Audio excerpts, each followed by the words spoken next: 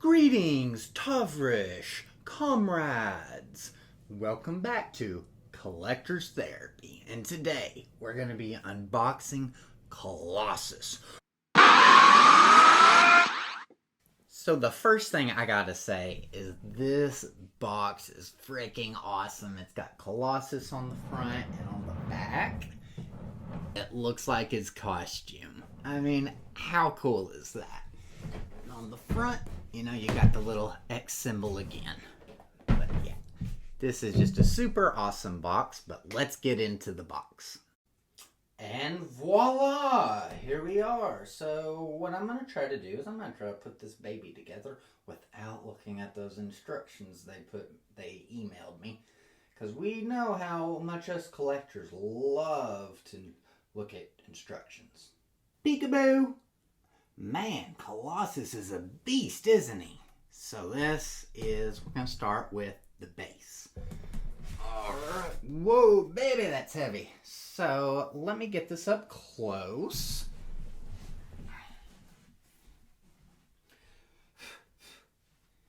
So, man, this is awesome. As you can see, there's lots of ripples. This is part of the Danger Room display base.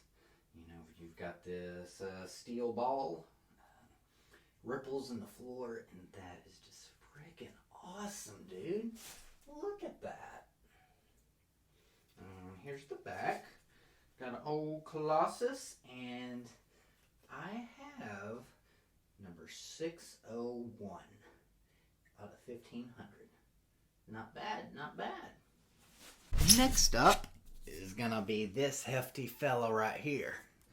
So if I had to guess, if I remember the picture correctly, he is kind of like this. There we go. We've got the old head sculpt. Look at that. Look at that, man. I know the light's making it look extra chromy in here, but it's not that chromy without the lights. But very, very nice, as y'all can see. So if you have a good light setup, hey, it makes him look a little extra chromy.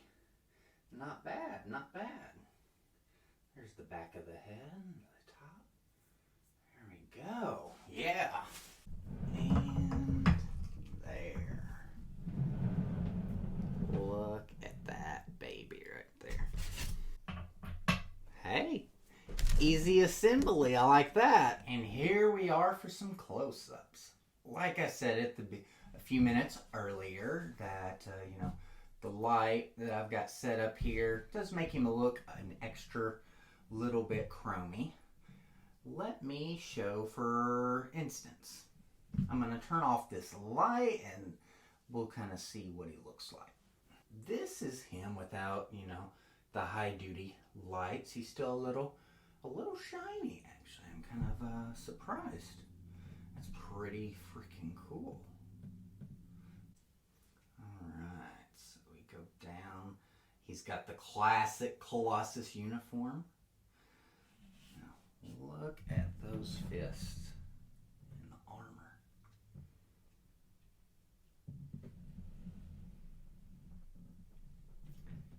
Man, look at them thighs.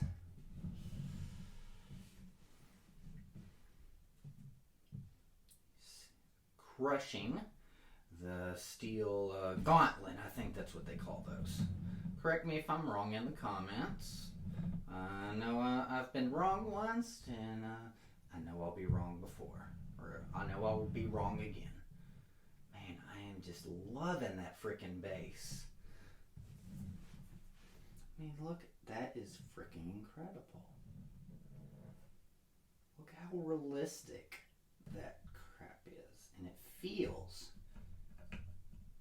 like steel. It's got a little magnet effect, as y'all can tell.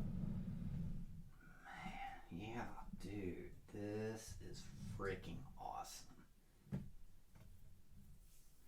I do see a little bit, I don't know if y'all, a little bit of But luckily, it is on the back of the statue. Getting a couple more close-ups. Looks like there's a little splotch there as well. Possibly might need a little cleaning, and that might make some of that go away, but well, I still love that Danger Room base. That's good. This, I know, I don't have them, but I know it would look freaking awesome with Rogue and Gambit, with those matching bases. Like I said, man, this stuff, it looks and almost feels like steel. It's crazy. Obviously it's not. That is awesome. Look at that.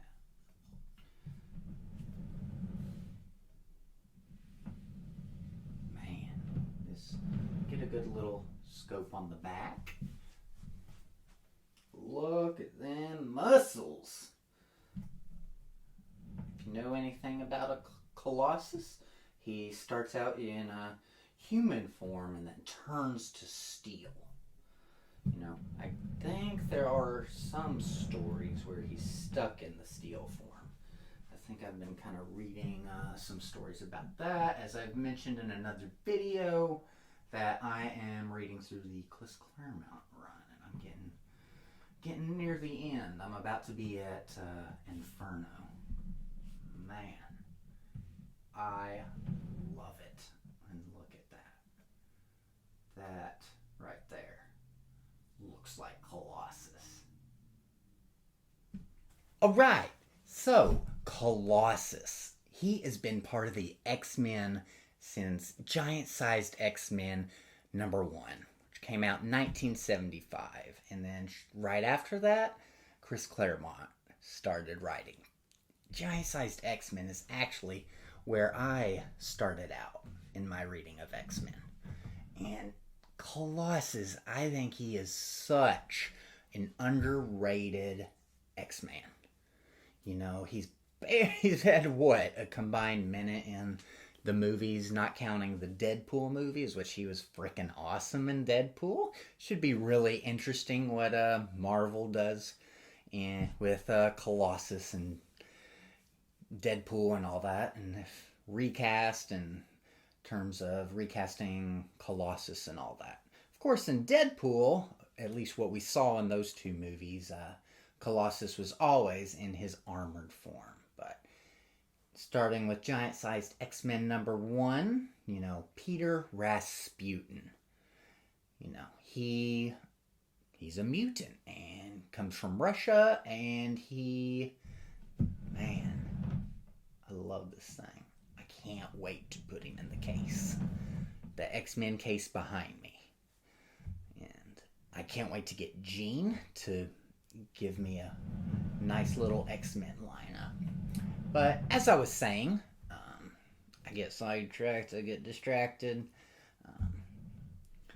He went from Russia, came and joined Xavier, you know, Xavier's School for Gifted Mutants. And yeah, he has the power of turning to armor. You know, there's been some pretty cool stories where he couldn't turn to armor. I've really enjoyed those, but I really, really like Colossus's character as I've been reading through the Chris Claremont run. You know, he's kind of what you would call maybe a goody two-shoes, and normally I'm not into those types of characters. He's an all-do-gooder, but it just works for whatever reason, you know? And I think he's super underrated, because he wasn't, I don't even think he was really in the X-Men animated series, to my knowledge. Feel free to correct me if I'm wrong, YouTube, and in the comments section. Yeah, like I said, barely been used in the movies besides Deadpool. But I love this thing, man. I do think that the XM Studios, Colossus has like a better pose. This is kind of almost a museum pose and everything. And the XM Studios thing is, much more limited, much more expensive. This went for almost $700 after taxes and shipping. And I'm pretty sure the XM goes for almost $1,000 after taxes and shipping, depending on what part of the country you are. So that's ultimately why I went with the Sideshow premium format. Now, this is the collector's edition. As you can see, there's no Lockheed. There's no Lockheed on his shoulder. But I have some thoughts on that, I kind of don't get why they put Lockheed with Colossus, because normally Lockheed is, more associated with Kitty Pryde, and I'm really confused why they put Kitty Pryde as a exclusive proximity base to Juggernaut. It really would have been good, in my opinion, or better, to make Kitty Pryde an exclusive proximity base to Colossus, because they've had a relationship in the comics. Like I said, I'm a big Colossus fan. I think he's up there with really underrated X-Men like Nightcrawler. Still waiting on that Nightcrawler statue Sideshow. Where the hell is that? I know y'all did one a few years ago, but I want a new Nightcrawler, dagnammit. Anyway, rant aside, I think this is totally a great collection to anyone's X-Men collection. He's like I said, I think he's an underrated mutant, underrated X-Man, and he's gonna go in really, really nice.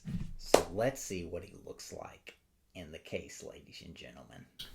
And how freaking awesome does that look, guys? Wow. As you can see, I've got a little more space, I think, if I scoot, Magneto over to the side a little bit.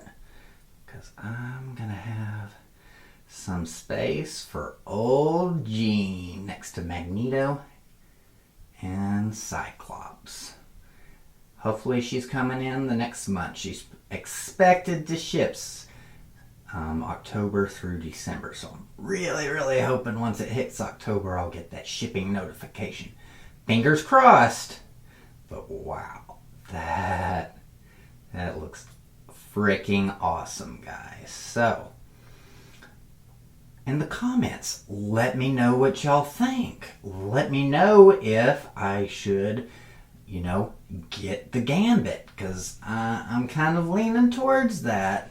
And I could put him on, obviously there wouldn't be enough for Jean and Gambit on this, but I'd put him on another shelf.